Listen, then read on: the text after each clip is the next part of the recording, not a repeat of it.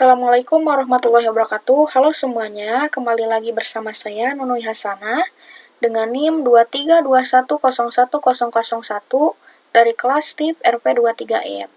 Pada kesempatan kali ini, saya akan mencoba untuk memaparkan hasil tugas dari analisis review jurnal mata kuliah Jaringan Komputer 2 dengan tema Sistem Pemantauan Pertumbuhan Tanaman dengan Kamera AI berbasis IoT.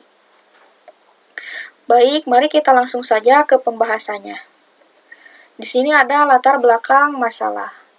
Pertanian modern masa kini mengarah pada penerapan teknologi smart farming yang memerlukan sistem pemantauan tanaman otomatis dengan dukungan IoT dan AI. Proses pemantauan dapat dilakukan secara efisien, akurat, real-time, tanpa perlu pengecekan manual secara terus-menerus. Oleh karena itu, sistem ini dirancang untuk membantu petani memantau kondisi tanaman menggunakan sensor dan kamera yang terhubung ke jaringan IoT. Selanjutnya, berdasarkan latar belakang tersebut, ada 3 rumusan masalah utama, yaitu 1. Bagaimana merancang sistem IoT yang terintegrasi dengan kamera dan sensor lingkungan untuk memantau pertumbuhan tanaman secara otomatis. Kedua, bagaimana sistem dapat mengirim dan menyimpan data hasil pemantauan secara real-time menggunakan jaringan IoT. Dan yang ketiga, bagaimana penerapan kecerdasan buatan AI dapat meningkatkan akurasi dalam analisis pertumbuhan tanaman dari citra kamera. Adapun tujuan dari sistem ini adalah pertama itu adalah mengembangkan sistem pemantauan tanaman berbasis IoT yang dapat memantau tinggi, luas daun, dan kondisi lingkungan secara otomatis. Yang kedua itu menyediakan pengiriman data dan visualisasi real-time melalui dashboard berbasis web atau cloud, bisa juga berbasis Android atau mobile. Dan yang ketiga, menerapkan model AI semacam computer vision untuk menganalisis pertumbuhan tanaman secara efisien dan akurat. Berikutnya di sini ada topologi jaringan IoT, yang mana sistem ini menggunakan topologi jaringan IoT berbasis START, di mana seluruh sensor terhubung ke Raspberry Pi sebagai gateway utama. Kemudian data dikirimkan ke AWS EC2 Cloud melalui koneksi Wi-Fi untuk diakses oleh pengguna melalui aplikasi. Maksudnya yaitu sensor SHT30 dan SEN 13637 ini digunakan untuk mendeteksi suhu, kelembapan udara, serta kelembapan tanah, yang mana semua data dikirim ke Raspberry Pi Zero ini. Kemudian Pi Zero ini sebagai pusat pengendali atau otaknya dari sistem ini.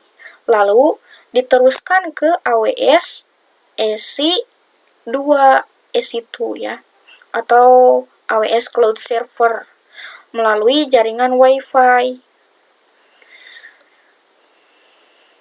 Nah, dari sini, dari server cloud ini, data bisa diakses secara real-time lewat aplikasi Android atau web dashboard oleh pengguna itu sendiri. Selanjutnya yaitu di sini ada diagram rangkaian sensor dari sistem ini. Ini ya, di mana diagram ini menunjukkan hubungan antara komponen utama dalam sistem pemantauan pertumbuhan tanaman berbasis IoT, yang mana sensor suhu kelembapan seperti SHT30 dan sensor kelembapan tanah seperti SEN 13637 dihubungkan ke Raspberry Pi Zero melalui jalur 12C dan ADE1115, yang mana kamera terhubung melalui port CSI untuk pengambilan gambar tanaman secara periodik, yang mana semua perangkat mendapatkan daya tarik sumber 5V melalui buck converter dan dilindungi FoliPush untuk keamanan sistem. Maksudnya yaitu sensor SHT-30 dan Sen 13637 ini terhubung ke Raspberry Pi Zero melalui modul ADS 1115 sebagai konverter analog ke digital, yang mana kamera AI juga terhubung ke port CSI pada Raspberry Pi untuk pengambilan gambar tanaman secara berkala. Selain itu, terdapat modul TVL511110 dan power supply yang mengatur waktu hidup perangkat agar hemat energi, yang mana rangkaian ini memastikan setiap komponen dapat bekerja secara terintegrasi dan stabil. Adapun komponen yang digunakan oleh sistem ini yaitu terdiri dari Raspberry Pi Zero Board sebagai pengendali utama yang memproses data dari sensor dan kamera. Kemudian ada sensor SHT-30 yang untuk mengukur suhu dan kelembapan udara di sekitar tanaman. Kemudian ada sensor Sen 13637 untuk mengukur kelembaban tanah. Ada ADC ADS 1115 untuk mengubah sinyal analog dari sensor tanah menjadi digital agar bisa dibaca Raspberry Pi.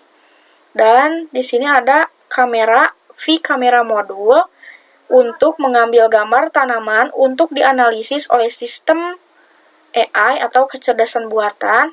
Dan ini ada buck converter untuk mengatur waktu hidup perangkat agar lebih hemat energi. Selanjutnya yaitu cara kerja dari sistem. Pertama ini ada sensor SHT-30 dan Sen 13637 untuk mengatur suhu kelembaban udara dan kelembapan tanah. Kemudian ADS 1115 ini mengkonversikan data analog sensor tanah ke digital 12C.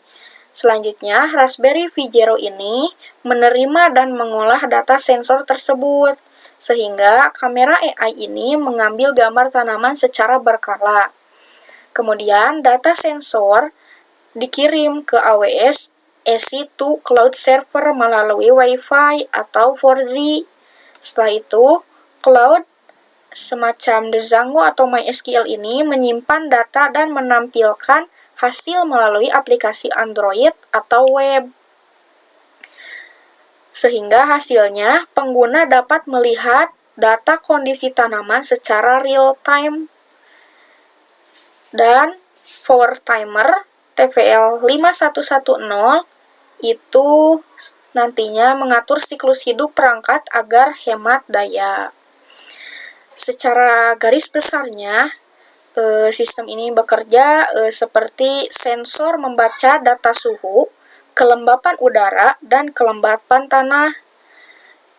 Kemudian, kamera mengambil gambar tanaman sesuai jadwal, yang mana semua data tersebut dikirim ke Raspberry Pi Zero ke AWS Cloud Server melalui Wi-Fi, yang mana data tersebut kemudian disimpan dan ditampilkan dalam bentuk grafik dan foto pada aplikasi Android atau web dashboard.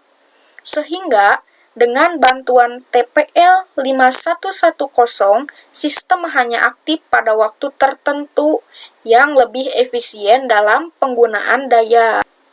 Nah, selanjutnya di sini ada kelebihan sistem. Pertama itu pemantauan otomatis dan real time.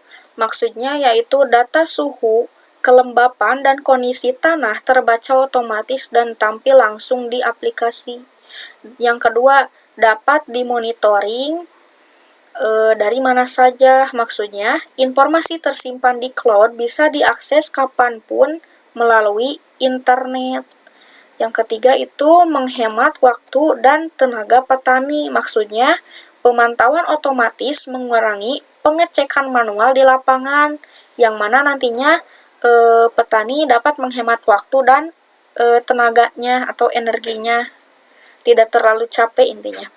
Dan yang keempat, ini analisis AI lebih akurat. Maksudnya yaitu kamera AI ini mendeteksi pertumbuhan dan kesehatan tanaman secara cerdas. Jadi kita tahu bagaimana perkembangan tanaman tersebut melalui sistem ini.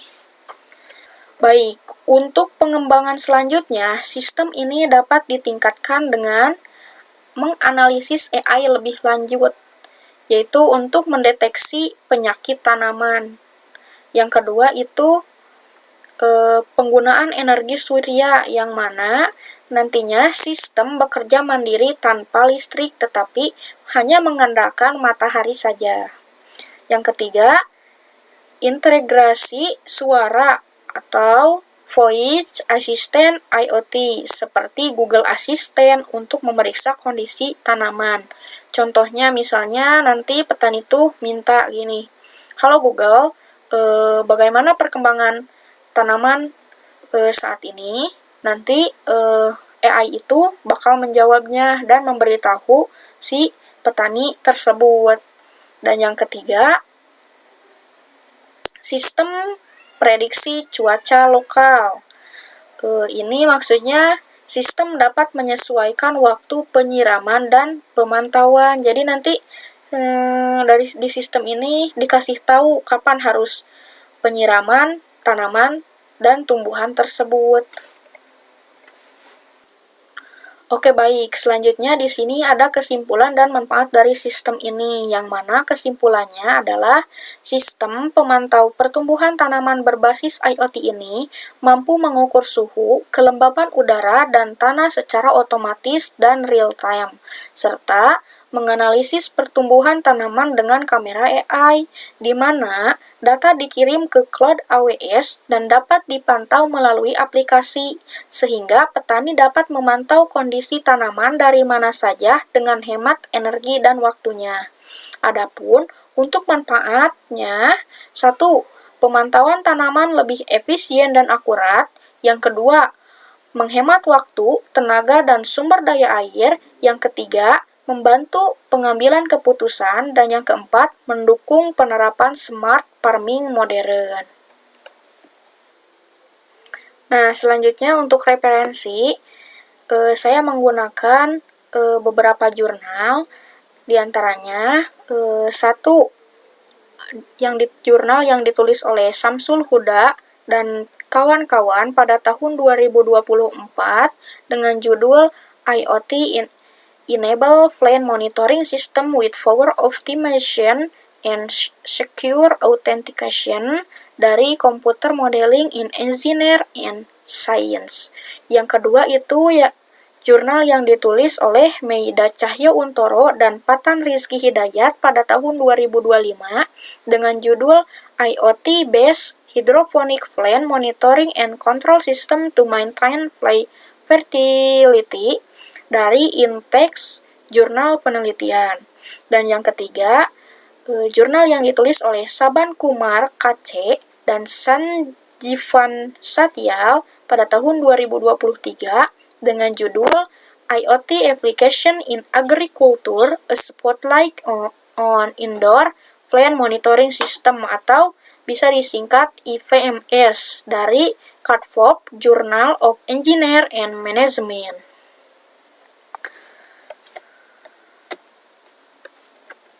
Nah, baik, mungkin sekian yang dapat saya paparkan.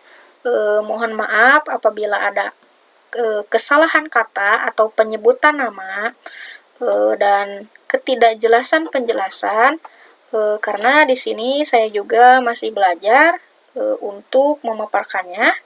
Mungkin cukup sekian. Terima kasih atas perhatiannya. Wassalamualaikum warahmatullahi wabarakatuh. Bye-bye.